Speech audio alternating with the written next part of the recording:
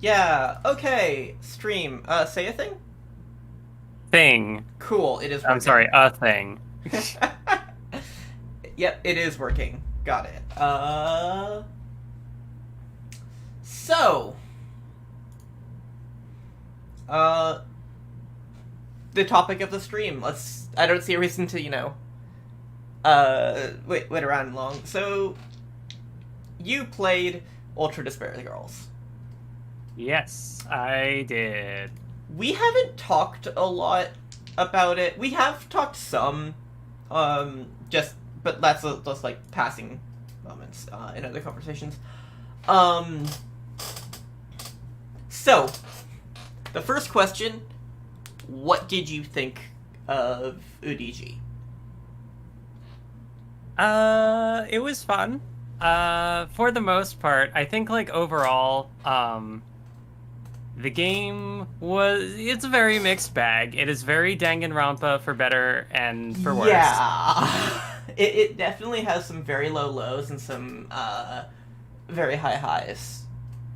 Mm-hmm. But overall, I think like I'm glad I played it. I know very Mm-hmm. frequently going through it, there would be moments where it's like, I like this game. This is good, and then instantly, like a few minutes later, it would be like, oh, I hate this game. This game fucking sucks. Yeah, Uh, we're gonna be talking about some specific things. I have a list that I prepared that we're just gonna like go. It's a topic list. We're just gonna go down that. Um, Hello, Cammy. yeah. Hello, Kemi. But I guess. So yeah, you liked some. You disliked some. I think that's as good a place as any to start with our topic list. Which starts with Toko and Sio. They're so good. They're so good. Yeah. Oh, hello, Shark. But yeah. Welcome, Shark. So, Toko and Sio. They're cool. I love them. I love them. They're girlfriends. They should kiss. They're No, very no, good. not Komaru yet. We're not talking about Komaru yet. Damn. We're talking about Toko and Sio specifically. Oh, I mean, they can kiss too if they want. I mean, who's stopping them? Fair? Already off to a great start. Yeah. So Toko got a lot of development here, and to a lesser degree, so did Sio. Yes. What did you think of that? I was a little disappointed with the show content. I was hoping there'd be more. Mm-hmm. But for the most part, it was very much like it's not that show got nothing, but the majority was like Toko and Komaru, Yeah. It's dominating focusing on the the main game. pair, and Sio is just kind of there sometimes. So I get being disappointed by the Sio stuff. But the new character designs were great. I loved they get the Yeah. ahoge, and but like Yeah. also with like the hair not being the twin tails, there's a lot more room for that to be more expressive. So like Sho's hair is like very spiky, whereas like with Toko, it's just a little more like normal. Disheveled. Um, yeah, disheveled. Her usual level of disheveled. Mm-hmm. So yeah, and I do think that like Toko this time to be a protagonist really did good things for her, Mm-hmm. because No, definitely. I think she is a character that a lot of people dislike, and I love her, but I can get why people would be that way. Yeah, this game did for me. Definitely did a lot more to like flesh her out in the grand scheme of things. Because I did like her by like the end of the first game, and like Mm-hmm. doing her free times kind of gave me good context on how like she tied into the whole thing of like finding hope and despair, and that was neat. Um, but this game definitely did a lot more to where it's like, yeah, Toko's just a good character. Mm-hmm. Mm-hmm. Yeah. It rounds her out, if nothing else. Um, And I don't, I liked her beforehand, so maybe I'm biased here, but I did like what she got. I think some of my favorite stuff with her was just like some of the bonus items you could find, being like the books that she wrote, and so you get to see like her talking about that a bit, and it's just it's good. Yeah, that stuff is very nice. But Komaru. Oh my god, Komaru. She's amazing. She might be my favorite protagonist to this point. Understandable. She's dumb and Understandably good, so. And I love her. She's very good. Like, she isn't super, like, she's not a super deep character, but I still think she's something cool for the franchise. Mm-hmm. That we don't see a lot elsewhere, where it's just like someone who is positive. Yes. You know, she is just she is just like happy and bright and cheerful, and we get some of that with Makoto, and we get some of that with Kaide, but I mean Kaide's after this, so. Mm-hmm. But it's I think that's like what sets Komaru apart. And I mean, yeah, she's just like I can't really think of a flaw with her character. Like everything about her I think is great. Even like obviously like her role in the main game and like the story is good, you know, dealing with like her trauma and stuff over the course of the game, and just seeing her kind of, you know, run into despair again and again, and, you know, continuing to push through that. Yeah, but even just like in the side content, the sprite I used here, I love it. It's just like whenever she does like the riddles with the kids, and she's so fucking smug about like outsmarting these grade schoolers, and I love her. Yeah, she is very very good IMO. And then like that also ties in neat with like you know, learning about some of the other characters related to other characters, and just seeing how she's able to bounce off of that, being like, oh, I totally forgot the fact that she, like, one of her dreams is that like she wants to be a mangaka, and Toko is like ultimate writing prodigy, so it's like the novelist and the manga artist, it's a good dynamic. Except that Toko hates manga. That's why it's a good dynamic. Yeah. Conflict is a ship dynamic. But with that, the next thing in my notes, Tokomaru. They're great. They are girlfriends. Exactly. I love them. Like, I think that might definitely be part of why I find Toko, like, why I like her more in this game. It's just because, like, she bounces off of Komaru so well. Yeah. It's just like, Like, they just have a very good dynamic of, like, you know, bright and cheerful and dour. Yeah. That's, like, a very common sort of character dynamic, but it's common because it works well. Mm-hmm. And I feel like it just works especially well here. Yes.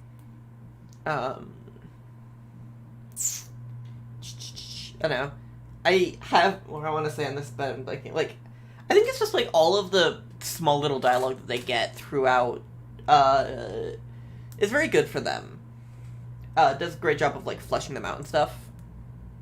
Mm-hmm. And I don't know. I think, like, you know, they are the title. That, you know, it is Ultra Despair Girls. They are them. Yes. And so I feel like the way that the title emphasizes, you know, both of them, like, I think, yeah, the way that comes across in the game succeeds in living up to that title. Mm-hmm.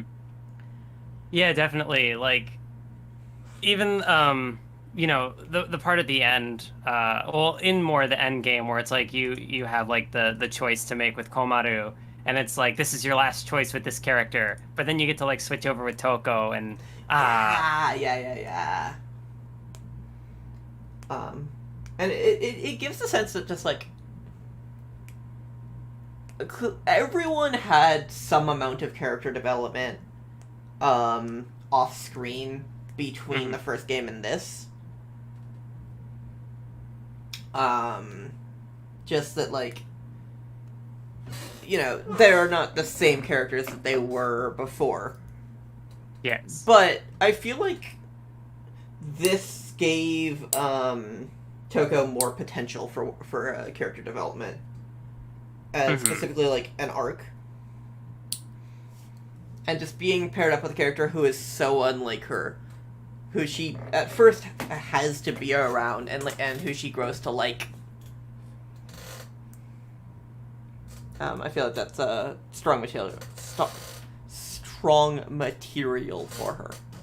Yeah, and even, you know, like, the stuff where, originally, like, she's just doing it because, like, oh, Byakuya's a hostage, and so, you know, but, like, over time, she grows to care more for Komaru and, you know, value her over, you know, like, there's the part where, like, she's offered to escape, and Komaru keeps, like, asking her, like, do you want me to stay or do you want me to leave? And Toko is, like, trying to, like, push her into leaving, which is, it's just a good character arc. Yeah, and not all, like, a lot of people just skip UDG, which is, like, I get it, you know, it's, I like it, I don't think it's a good game, but I like it, but I do think it's something worth checking out, but, I feel like a lot of people miss out on these two, and that's a shame, because they're very, very good.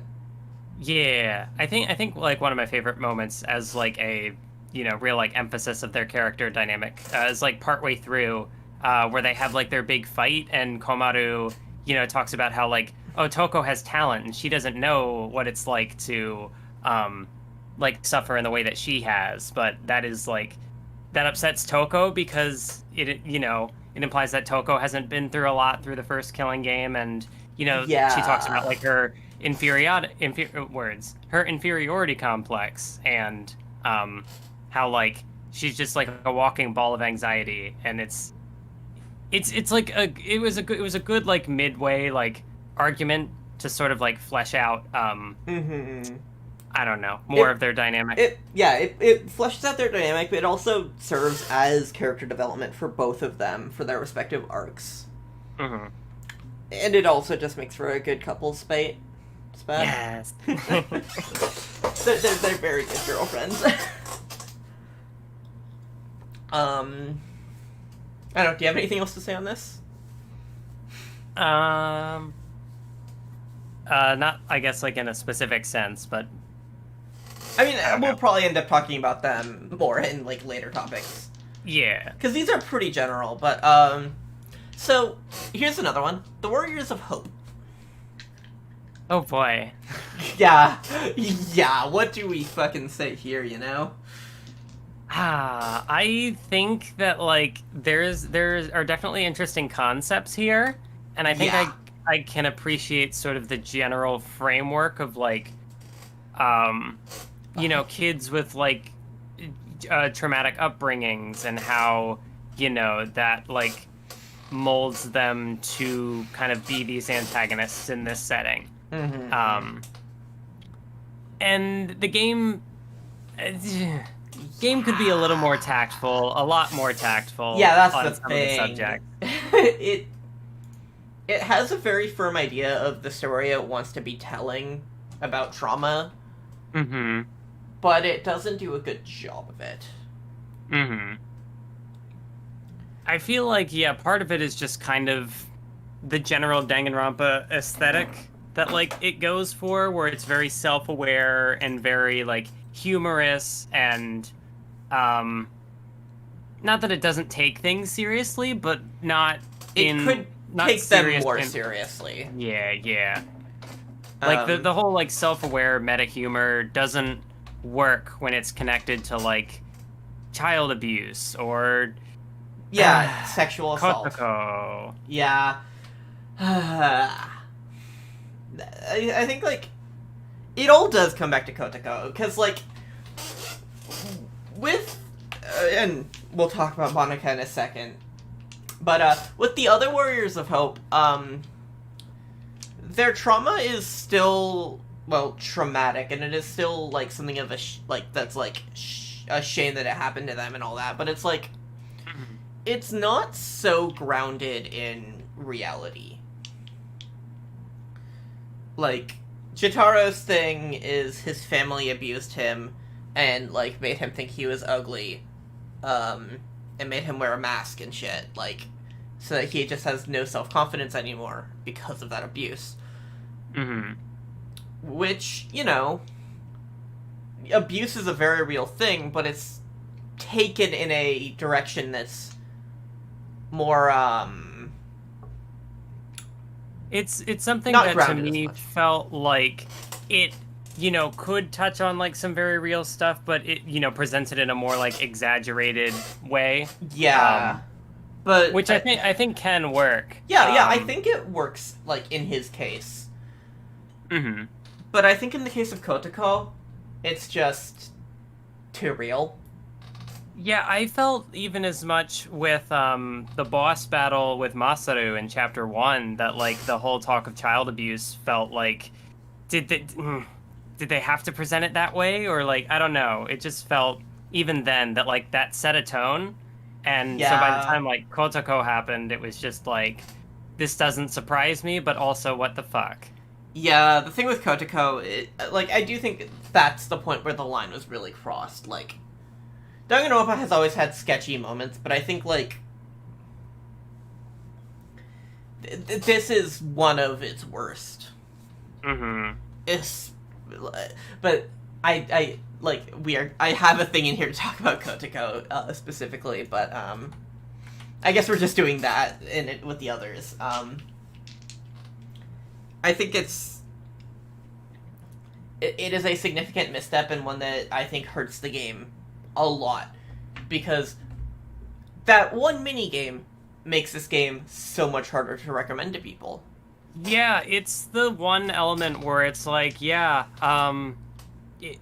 especially like if somebody has like experience with this stuff, I would be like, no, I can't recommend this to you. Even if they don't, I was saying it. Like, yeah, like even if they don't, it's like you need to really like be, I don't know, prepared.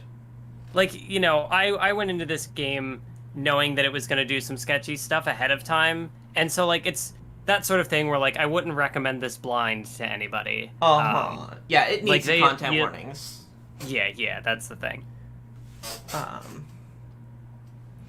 But I think, like, the problem is that I still like Kotoko, despite everything. I think she is a interesting character. I feel like she and, like, Nagisa are supposed to be, like, the two sort of, like, most well-written, most sympathetic. Yeah. Because they're the two who actually get time to, like, be developed and have a presence in the story beyond just, like, their specific chapter. Yeah, like, Masaru is just kind of there and gone. Jitaro gets a little bit more before he disappears, but, like, by the time Kotoko is getting the spotlight, she has had multiple chapters of build-up. Mm-hmm. And by the time Nagisa gets his time in the spotlight, like, the game is on its, like, is closing. Like, is approaching the climax. Mm-hmm. So I think, like, they both just have more potential.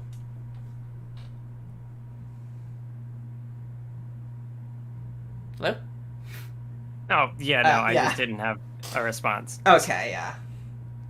But, I also, one of the things about the Warriors of Hope that really interests me is just the way that it presents a very different perspective of despair. Mm-hmm. Because despair is their hope. Mm-hmm. And on a broader franchise scale, that represents, like, further muddying the water from the first game. Mm-hmm. where despair was bad and hope was good. But now, are the two all that different? Mm-hmm. You know, it's all a matter of perspective. And I think there is a lot more that could have been done with this than there actually was, and I think that's a big shame. Mm.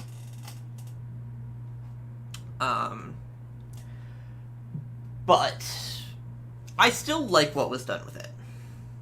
Yeah, I really liked, I mean, like, the most obvious examples of it, well, I mean, there's, like, the contrast between the adults and the kids, but then also, like, with, Servant being, like, thrown into the mix, you kind of are able to see the contrast between,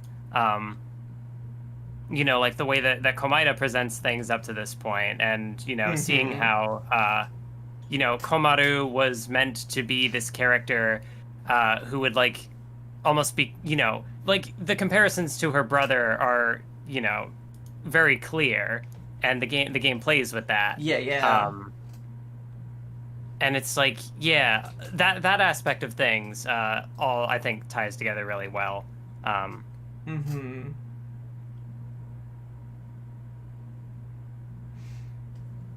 but, I don't know. So, I had, like, because I really do like Kotoko despite everything, so I did include her as a separate bullet point, but we covered that, so we can just skip that. Yeah, I think, like, generally,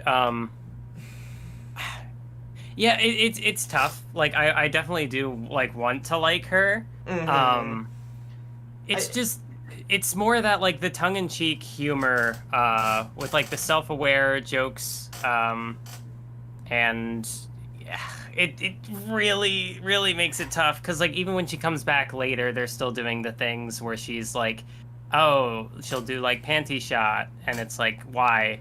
Yeah, I think the thing is, like, I do like terrible characters, and she falls into that, and I think that I can sympathize with her both, like, as a character and like, as a construct of the story, where I can look at her and think she deserved better than this. Yeah, that's fair. That's definitely fair, because there's, like, a lot of little, like, individual aspects of what makes her character bad that, like, I can, like, pick them all apart individually and be like, this could be interesting, if not presented in this way. And definitely, like, her coping with that trauma of, like, her upbringing, I get it, like, conceptually. This wasn't the team to make that work. That really does that well. Because they just didn't give this the levity it needed. Like, sexual assault is a very serious thing, and if you're including it in your story, you need to have a reason. You need to be, like, justifying it. Which I feel like it just... I feel like it doesn't really justify it, with its handling. I think for me, the big thing is the tone of it. Yeah. And just, there are so many little, like, mechanics of it all. Like, I think even individually, like, maybe... See, as someone who doesn't have much experience with games, I'm not too big on, like... You know, I don't have any other examples for, like, oh, having a character play a game or, like, a mini game that makes them feel uncomfortable, because that's the point. I don't know if this is, like, the subject for that, or... I feel like if you're going to do something that's supposed to make your player uncomfortable with what they're doing, you need to have the right tone for it. And for that, I'm going to bring up, which will not be the last time I bring this up, Nier Automata. We're going to be talking about that game a lot while playing V3. Oh boy. But I think that game does a great job of forcing the player into choices that they don't want to do. But I think Nier Automata is a very metatextual game, where the whole point is the communication between the work and the player. It is, like, almost like deconstructive, if any work can be deconstructive, because deconstructive is usually a literary technique, not so much something you actually use in writing. But whatever. It's like, you need to know what you're doing with your work, and I think I don't think the intent was to make the player uncomfortable. I think the intent was it would be like funny or amusing. Yeah, there were a lot of jokes surrounding that scene, and even like the part following it where you're playing as Genocider, and like I see how this is character development for her, because it, like, this clicked for me like when you have to fight her later as Komaru, and she'll like, you know, she doesn't want to kill people anymore, so she'll just kind of like cut off their clothes to like intimidate them to not you know, to not like actually injure them, which is cool, like a cool way to show that characterization with Genocider. But then when they do that with Kotoko, yeah, it just feels exploitative. It feels shitty. And I don't know, Kazutaka Kodake is definitely a writer who wants to cover like some like serious issues, some stuff like that, like, and you see not just that, but a variety of similar topics, like how many fucking characters in Danganronpa have traumatic backstories. But that kind of fails to really come across, I think, in this instance.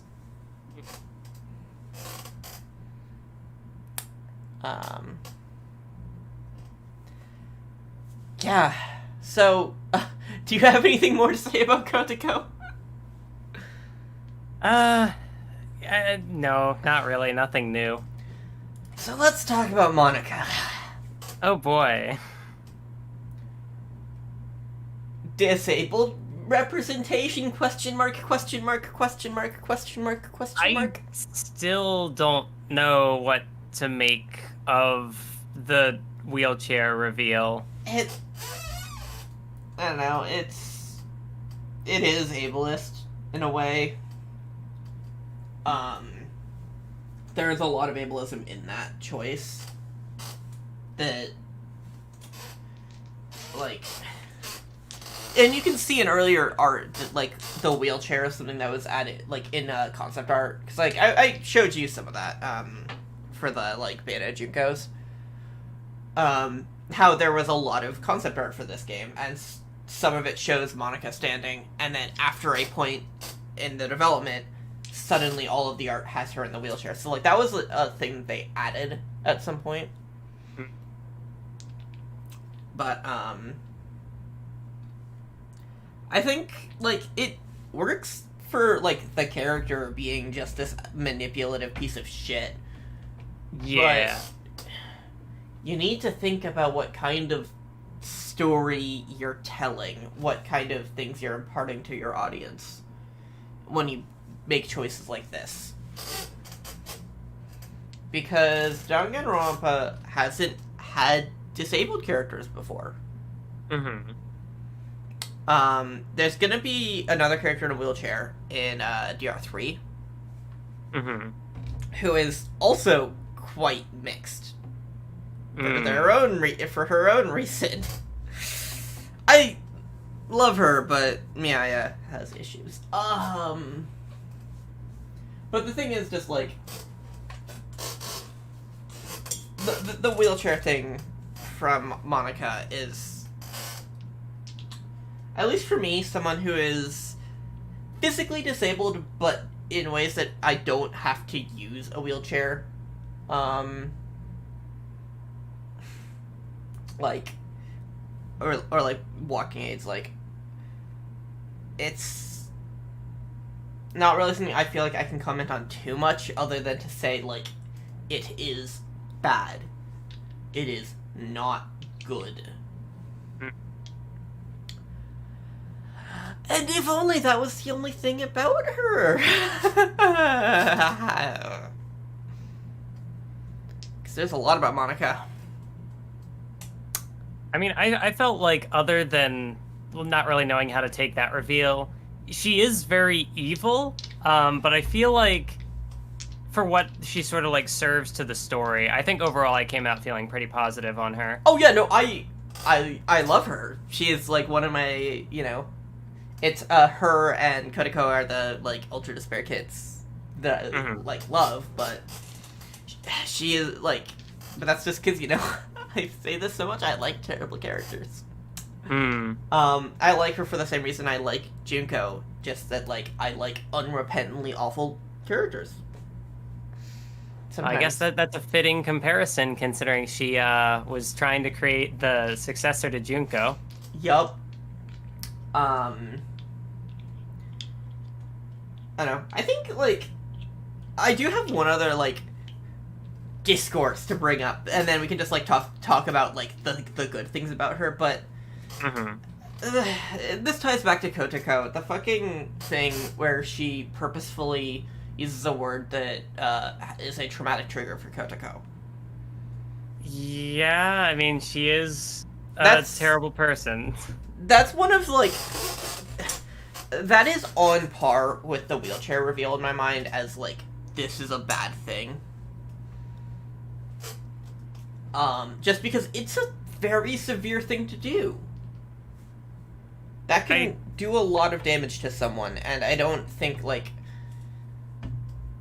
It's a great way to make your villain to be a villain, but I don't think it should be portrayed like that. Okay. Yeah, I don't really have a way to, like, say anything against that, because I don't really know. Yeah, that's fair. Like, is it, like, do you still see it, like, on the same level of, like, mishandling as, like, person in a wheelchair turns out to actually just be using that detail as, like, a way to I think it's manipulate people? It is a different issue, but it is still a very big issue. It's something that if you are making a character do this, you need to do it with a lot more awareness of what you're doing than the writing team for this game had.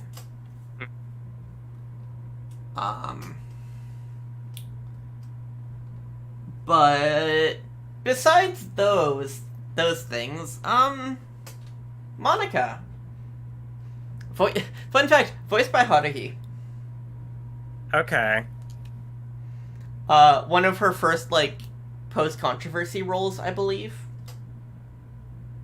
Post-controversy? I don't know, I don't know how much of the Hirase story Hiro story, but, just, like,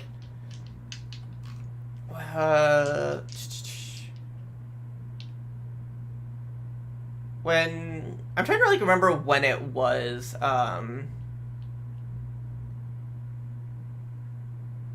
there was, like, sometime in the early 2000s,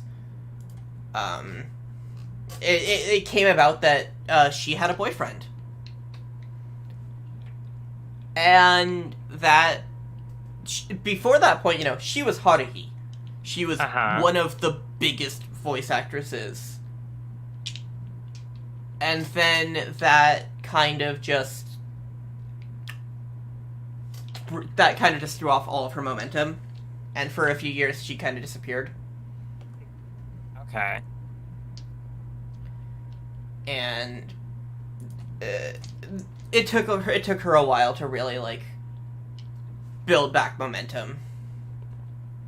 Interesting. Yeah, I had never heard of any of this. And I obviously haven't seen Haruhi, so, like, I am aware of, like, I'm aware of its, like, place in the community and, like, its impact on anime, but in, like, a very vague sense. Yeah. That's, like, a bit of a dated story at this time, but, like, I feel like, I don't know, that's just kind of a footnote here. Ai is a good voice actress.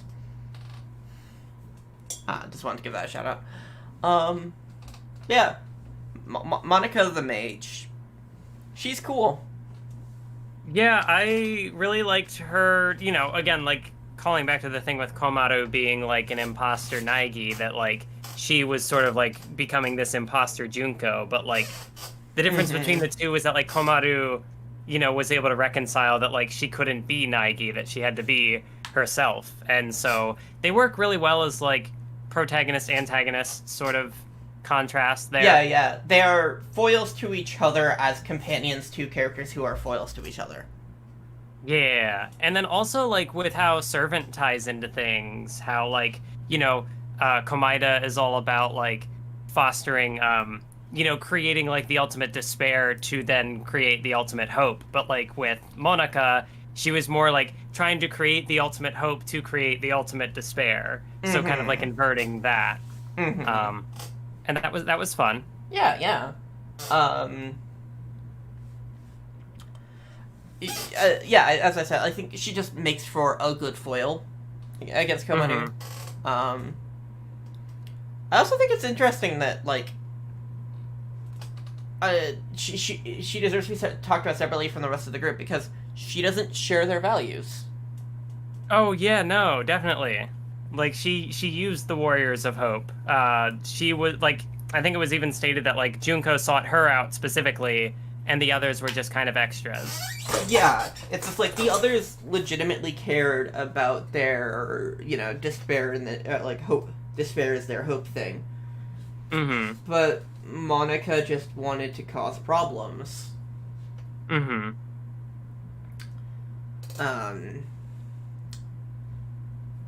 I think that's interesting.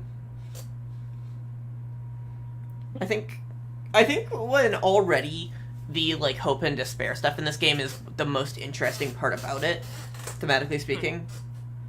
I think adding that extra angle to it is very good. Just like, let's take this already interesting thing and make it more interesting.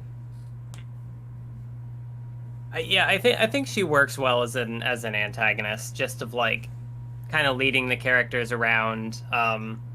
Her dynamic with Nagisa is awful, but also like, you know, it works with his conflict of like, you know, being crushed under the weight of high expectations, and here's this person who, you know, sees him as nothing, having no expectations for him. It's really shitty, but like in a thematically interesting way. Yeah. I think overall, like, my favorite of the Warriors of Hope was probably Nagisa. Understandable. My favorite is probably Kotoko, or actually I think it is Monica. Just Monica has a lot of really interesting stuff to her. And even with the problems, like, I think the nature of Monica's problems are different from the nature of Kotoko's, and I think that Monica's problems make her a more interesting character. Where it's like, I take issue with the writing here, but I think it can still be an interesting character despite it. While I think with Kotoko, it's all an issue of presentation. Yeah. That they could have had the exact same character without including all of those elements directly to the player.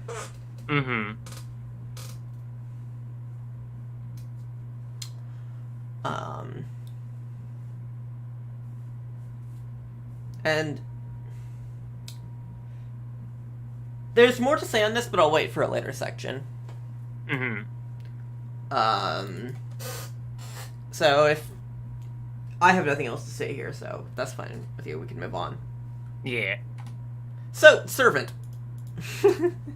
Komaida boy wife. Hot topic Komaida. I love him. So clearly a lot happened during the stream.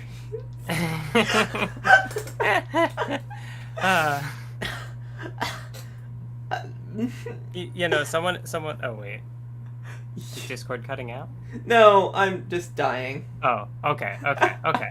Good. Well, not good, but like better than. Moving on. Komaida, good. Who would have thought? Yeah. Like the twist with him in chapter 4, where he shows up and like reveals the stuff with Toko and how like he set this whole thing up to like more of his just being a Komaida shit. Yeah, he's just being a bastard. But like also the fact that like the whole time it's this really dramatic scene and like very like pivotal like character dynamics shifting, and he's just covered in like this goofy face paint. Oh. I He's feel such like a- that's like the kind of humor that this game could have worked with more, rather than like Yeah. the problematic stuff. But yeah. Yeah. I mean, Komaeda, he's good. He's a good boy. I love him. Yeah, he doesn't do the most here, but I think his role is very intentional. Mm-hmm. I think it is. I think beyond just his overwhelming popularity within the franchise, I think it does say. I think it is important that he was the one who showed up. Oh, definitely, yeah. Like, I couldn't see any other character having that role. Uh-huh. Like, it would need to be someone just as big, like, as far as, like, the story and themes go. Which is, like, Izuru? Question mark? Yeah, Yeah, I don't even know. then, that's, like, wouldn't work great. So... I don't feel like I have a ton to say about Servant's inclusion other than like that big twist. But yeah. I'm glad he was here. Yeah. A fucking Galaxy Brain design choices there for Yeah. fucking Hot Topic Komaeda. Like, they knew what they were doing when they gave him a collar and chain. They knew what they were doing. I mean, it's just the natural progression from him being tied up in DR2. Yeah, that's just pandering to the fans. Anyway, I'm forgetting the order of my list. Okay. Relationships with characters from the first game. Let's... Are you talking specifically about like the cameos? Yeah. Not just cameos, because I wouldn't say all of them were cameos. But we're not talking about Komato here, because we already talked about her. Yeah.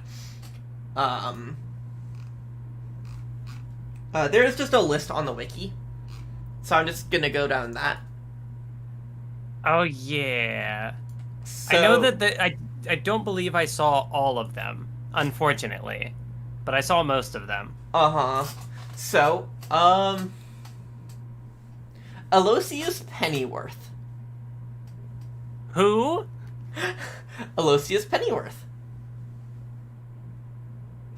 Not a name I recognize. That's, Byakuya's butler.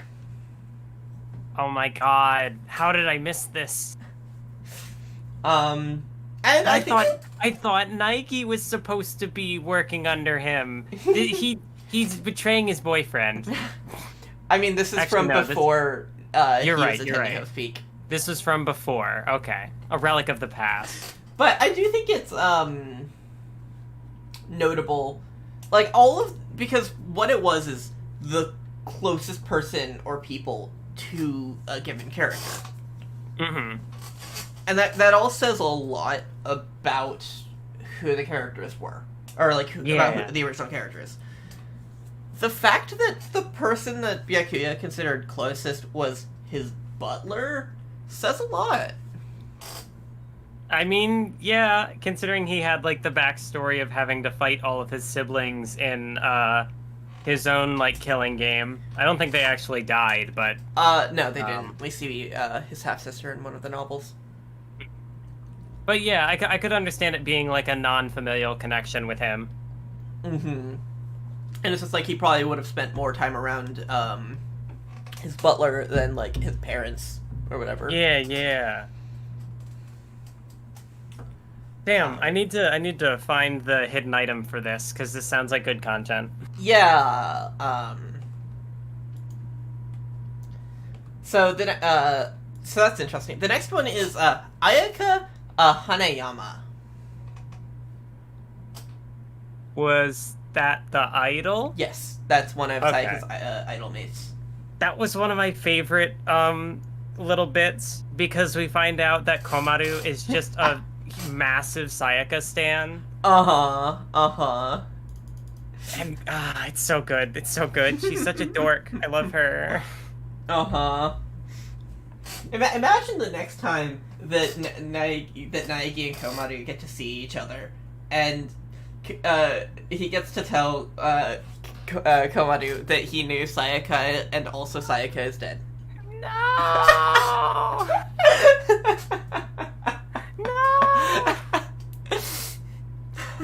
I hadn't thought about that, and now I'm sad. But also just, like, the fact that they were childhood friends, I think it would also be specific to this. Mm-hmm.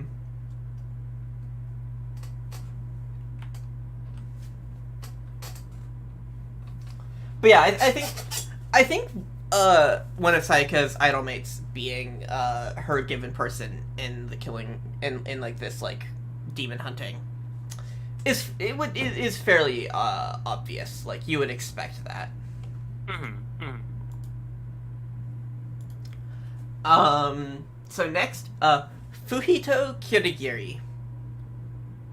Oh, I didn't find the Kirigiri either. Yep. Shit. That is Kyoko's grandpa. Interesting.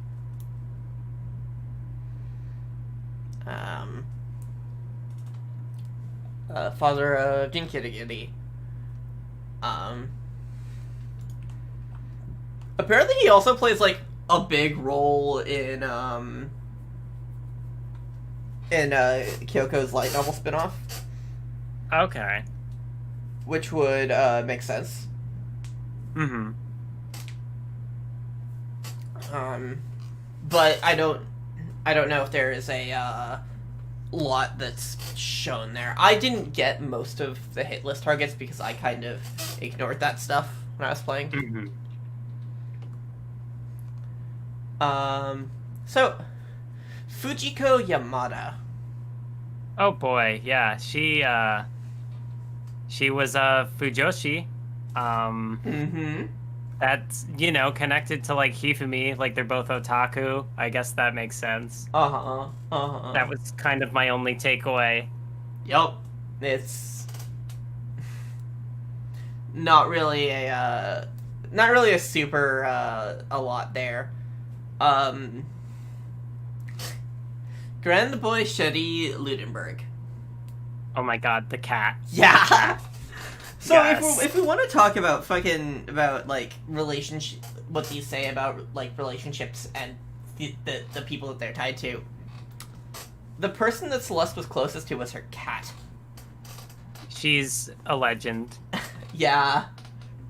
And like it makes sense to me that she would be a loner, such that like she doesn't have people she cares about more than her cat. Mm-hmm. But I think it is just, like, neat, and stuff. And also just, like, the fucking cat's design of, like, having that bow. Mm-hmm. It's very good content. Yeah. And then, Hiroko. Hiroko actually plays, like, a big role in the story, so... Yeah, she's the one you talk to for all the hit list items. And, yeah, she's good. I don't feel like I had a ton to say about her. Mm-hmm. Like, connected to Yasuhiro. I guess that's cool.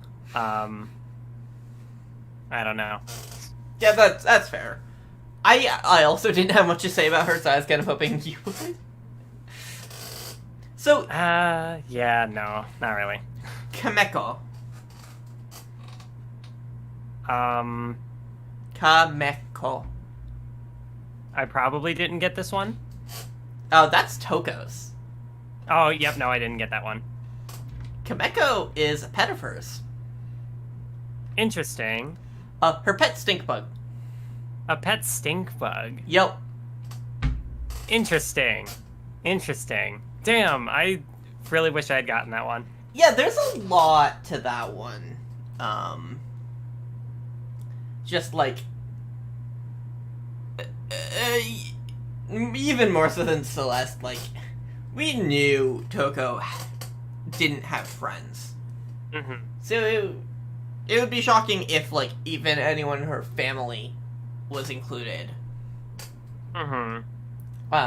So I think it makes sense. But it also just, like, apparently this is the explanation for why she smells. Oh, no. Which, you know, whatever. But, again, I didn't find, like, any of these, so I imagine that there's, like, a bunch of dialogue when you find Kameko. Mm-hmm. That ties back to it, because, like, it is, you know, the thing that, she cares, she cared most about. Yeah. But I think that is just, like, it's something very specific to, that like, it being not just an insect, but, like, a stink bug, like, kind of, I can imagine, Toko making this choice, thinking, like, oh, we're both repulsive creatures, or something like that.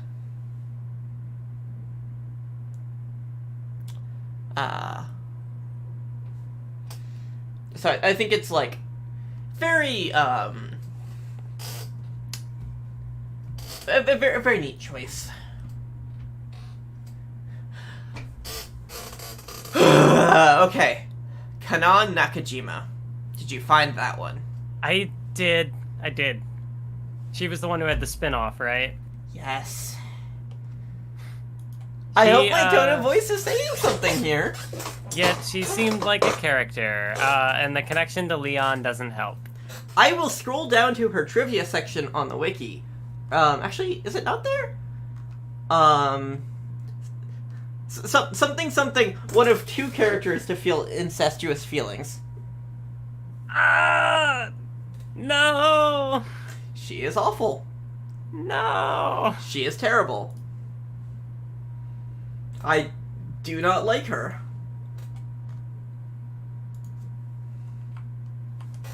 Her whole thing is, like, she wants to get closer to Leon, so she learns how to play baseball. And it's, like, his manager, except that, like, Leon just doesn't give a fuck about her. I don't recommend reading Ultra Despair Hagakure. Oh, is that the one about her? Yeah, it's about her and Yasuhiro. Oh, no. And not good. Not good, IMO. So, moving on. Kenshiro. Yep, Kenshiro. He's a guy. He's Sakura's boyfriend. Well, yeah, you know.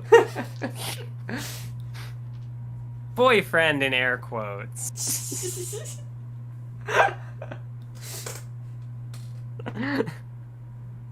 Mm-hmm. But, I don't know. I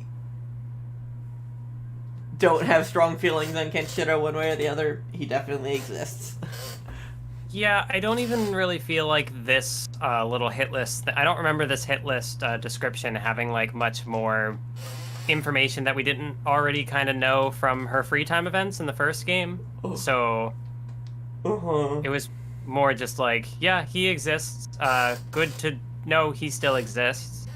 Yeah. So then this next one is one that I, like, know you're going to have something to say about. Taichi Fujisaki. Chihiro's twink dad. Chihiro's twink dad. This is, like, one of the things that, like, I heard something about your opinion on. I only knew him for, like, 3 minutes, but he was good. No shade on people who really like, Taichi, but, like, I do not get the, like, small but intense fandom that the dude has. Like, yeah, it's a neat design, I guess, but really? Really? I mean, I don't know. The connection to Chihiro probably helps. Uh-huh. Because, like, I don't know. He just seems like a good guy. Mm-hmm. And he's also a twink. Yeah, that's fair. See, like, when I initially saw him, I thought he was, like, Chihiro's brother or something. Uh-huh. And then they're like, they showed the picture, and he was talking about his child, and I'm like, oh, interesting. Yeah. I think a lot of people had that, like, train of thought. Mm-hmm. But also just a lot of people really like this guy, and I don't get it. He seems like a good boy. I guess just like, I don't get attached to boys that way. Mm. The next one is another one that I'm just gonna, like, fucking hand off to you. Takaki Ishimaru. Yeah, yeah. He sure did exist. I guess it was kind of neat, you know, how it tied in with, Kiyotaka's stuff. Like, his grandfather being, like, prime minister who, like, had, like, fell out of his position, and then, like, so his father being, like, infamous for stuff. Mm-hmm. But I don't know. I didn't really have a ton to say about him either. Probably because I don't have a ton to say about Kiyotaka in general. That's fair. That's fair. A character you will have more to talk about, Takemichi Yukimaru. I'm not aware. That is Mondo's person. Oh my god, I missed Mondo's! Yup. No! He's just, like, a member of the gang. Ah, man! That makes me sad. Mm-hmm. Like, it's just like, you know, he was like, high up in the ranking of the gang, and the two were close, and then Mondo went away to Hope's Peak, and then tragedy happened, and then he was kidnapped. But, you know, like, for fans of Mondo, I'm sure there is something there. Mm-hmm. I'm not a huge fan of Mondo, so shrug. And then last up is Yuta. Asahina's twink brother.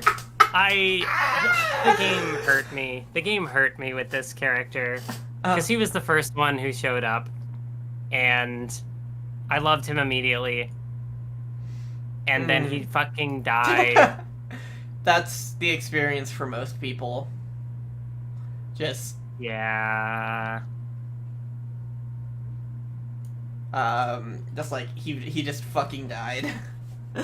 Yeah, I mean, like, I think it was like, you know, we got to see Toko in this game, we got to see Byakuya, we got to see Naegi, and, you know, we had the connections to Yasuhiro and Asahina, so, like, all of my affection for Aoi was just, like, thrown on this boy. And then, oh my god, the line about how, like, oh, you know, I'm a good swimmer, but there was always someone better, and it's like, that line is, like, so good and so mean. Yeah. Like, how dare you? Yeah, they how dare they introduce this character for me to fall in love with him immediately, and then to fucking kill him off. Like, I even called it when I first found the character. I was like, are they gonna kill this guy?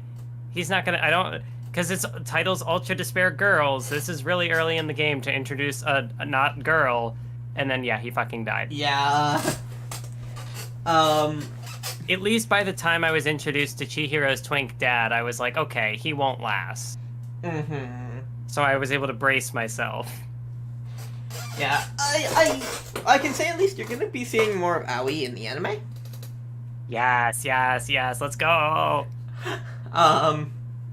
She definitely plays a bigger role there than in Ultra Despair Girls. Yes. She wasn't even it. Her and Yasuhiro didn't even factor into Ultra Despair Girls. Neither did Kyoko, I guess, either. I'd say, like, Kyoko and Aoi are the two who don't factor in. Because Yasuhiro has a spin-off. Oh, okay. Yeah, I didn't consider the spin-off. But yeah, Kyoko and Aoi were just off being girlfriends. Good for them. Good for them. After this, connection to the rest of the franchise. It definitely feels in a way like more of just like a direct sequel, sort of, than like, you know, it doesn't feel like the kind of like optional spin-off, especially if you're gonna watch DR3. You don't know how it ties into DR3 yet. But I would imagine it ties in somehow. You are right that, you know, you need to know it. Mm-hmm. And also, yeah, this was definitely, like, it has bad stuff, but I'd say it was worth playing. Like, Komaru is a gem. How... I couldn't live without her anymore. Mm-hmm. When I say connections to the rest of the franchise, I mean more like how Komaeda showed up. And what that... And, like... So... Shirokuma and Kurokuma.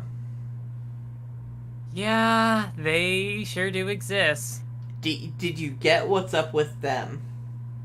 They were both voiced by Junko. Did you get what's up with them? They were both, Despair, Black and White. I mean, I know Shirakumo, there was the twist at the end that Shirakumo was also evil. And they were both just Junko AI. Yep. And then Yuzuru walks away with them. Oh yeah, that's right. And then cut to 6 months later, Danganronpa 2 is happening. So both of them combined were Junko? Yup. Oh, I did not notice that. Yeah, that's the thing.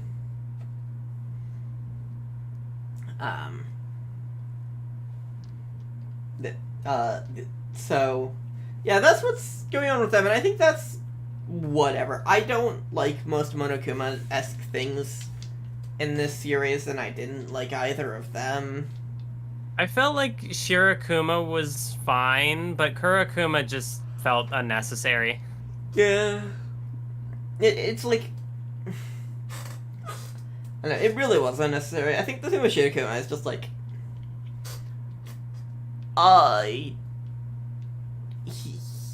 It's just kind of there, and it doesn't need to be. And I find it just annoying enough that, like, it won't, like, that was one of my biggest issues with the game. But it was still very much, like, whenever they were on screen, I was like, can you not? We got a sprite of Shirakuma's severed head. That was something. If that was something I thought I needed. Yeah, I could definitely see it being like a take it or leave it sort of thing, where, like, for me, it did, you know, their inclusion didn't bother me enough to be, you know, a negative, but I could see it where it's like, yeah, if someone doesn't like these characters, they sure do exist. Yeah. And so I kind of put a pin in the thing with Komaeda and Monica at the end. But, like, that.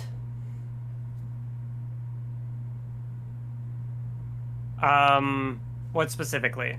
Just the fact that it happened, because, like, you know, not much is seen beyond that, but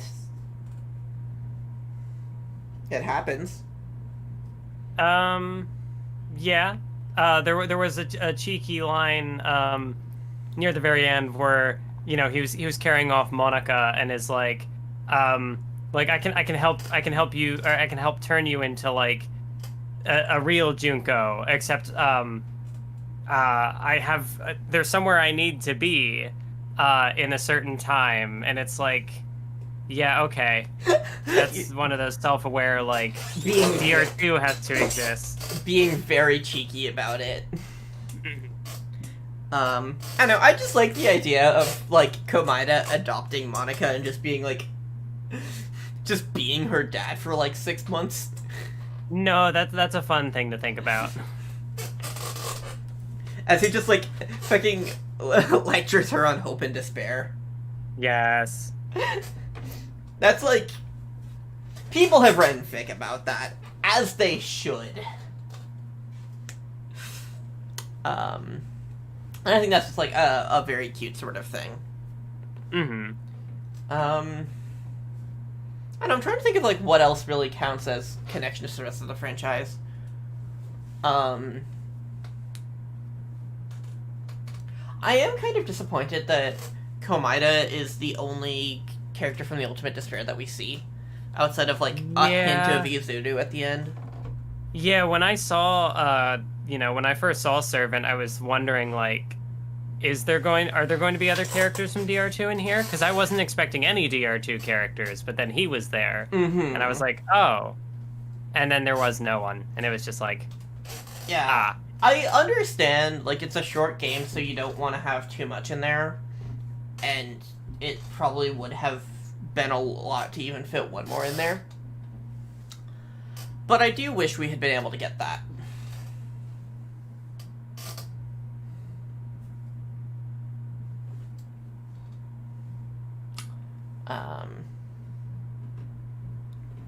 Yeah.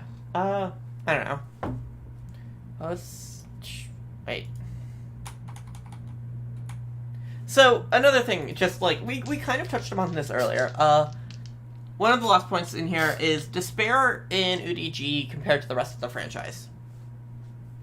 Yeah, it was definitely interesting, pitting the adults and the kids against each other, and how, like, the adults kind of had this, like, despair disguised as hope or sort of thing, whereas, like, the kids was more like a hope, the warriors of hope, but really they were fostering despair. Despair was their hope.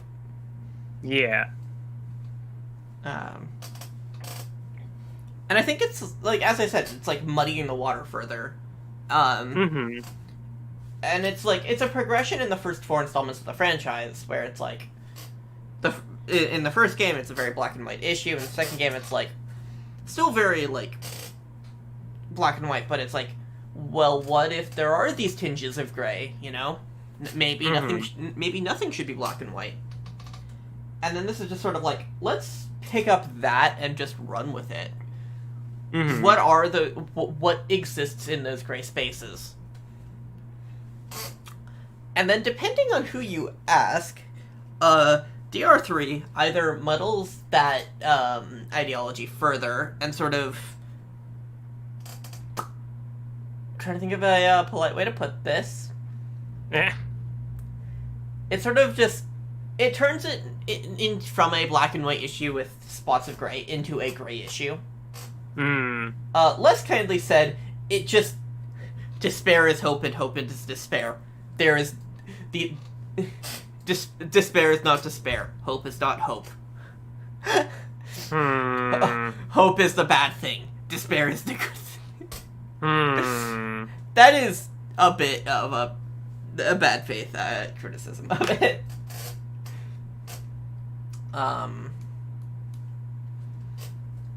But I do think it is a bit clumsy in how it further sort of muddies the water. It could have done it better. Yeah, especially thinking with, like, what it was trying to do with the Warriors of Hope. No, I'm talking about DR3. Oh, DR3. Okay, I was thinking, like... No, I like what UDG does, overall. Like, it does what it's trying to do well. For the most... at least thematically, if not, in terms of writing. Yeah, I guess that... yeah, like, thematically, I can see it. Like, the broader sort of workings of it work. Yeah. It's just more the specifics where it kind of could be better. But then it's DR3, which kind of, well, you'll be seeing that soon enough. What the fuck? My headphones just caught on my chair. Oh no. Okay. I think that's also part of like why Ultra Despair Girls definitely feels like, even though it's tough to recommend to people, it still feels kind of essential to, you know, like the story of the franchise, because it does bring in these interesting, you know, elements. These interesting, like iteration on the hope and despair thing. Mm-hmm. Yeah, and I think like that is what it did best with. That is where it succeeds best, I think, is in that theme. Mm-hmm. Because it does a good job of illustrating what those gray spaces are. Yeah.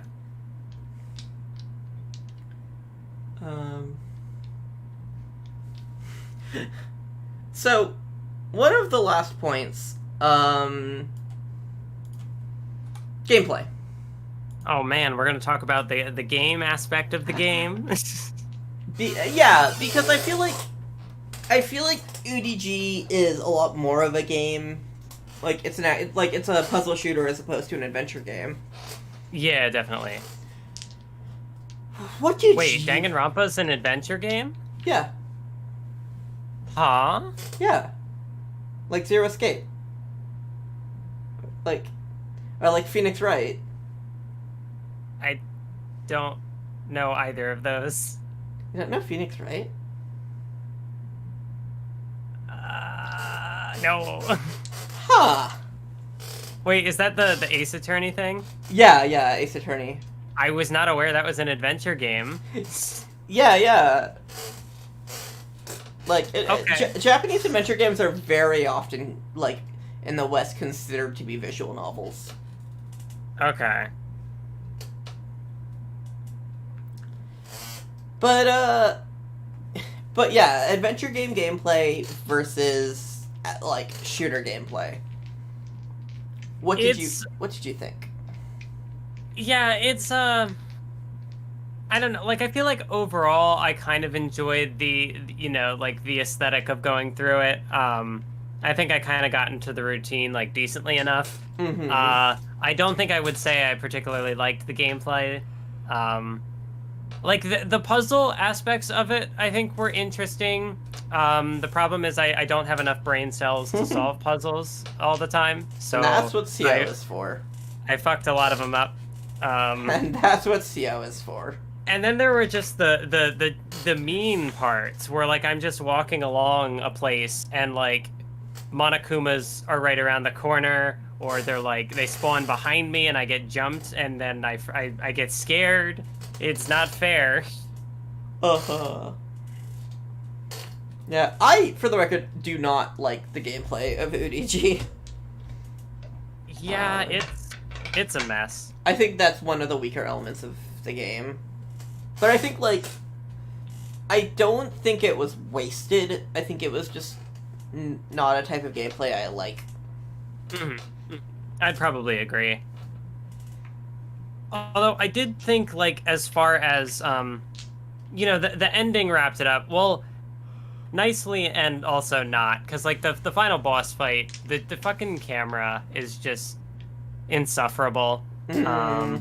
But also, like, the gameplay as story bits where, like, you have to make the choice with Komaru, but in reality, it's just, it's the illusion of choice, except for then you switch over to Toko and you stop it there.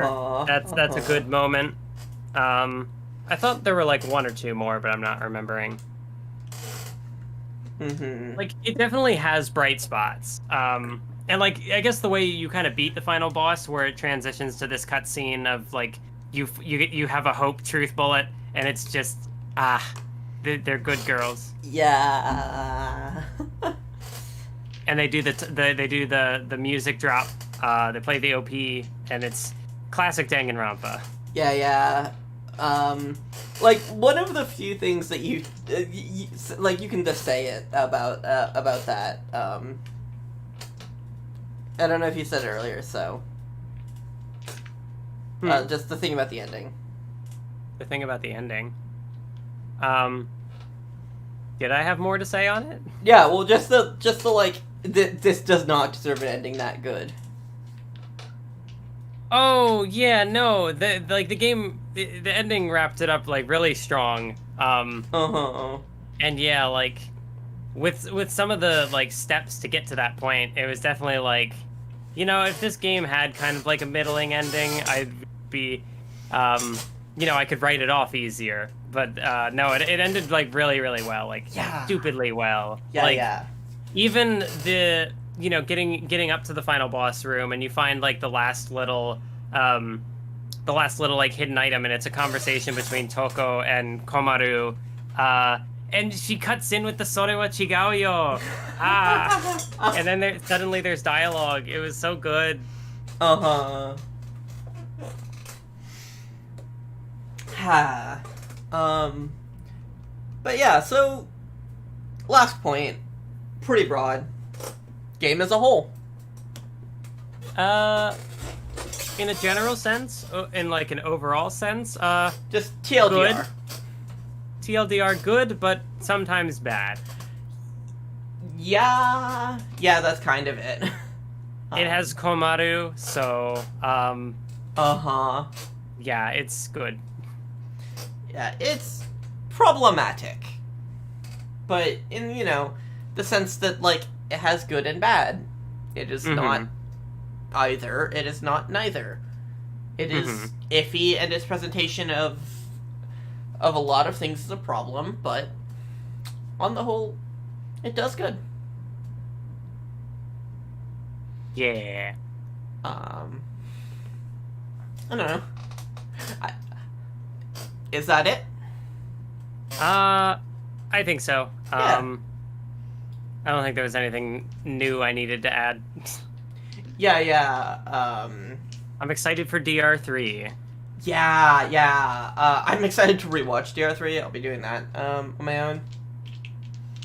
I'm just excited to finally have an opinion on like the divide between you telling me that the anime is great It's so good. and chat telling me the anime is awful. Chat doesn't have taste. Yeah, no, it's very good. And I look forward to see what you think of certain things. I can tell that there are going to be certain times where you just like fucking message me and like there's gonna be some good moments. Looking forward to it. Yeah, but I don't know. Bye.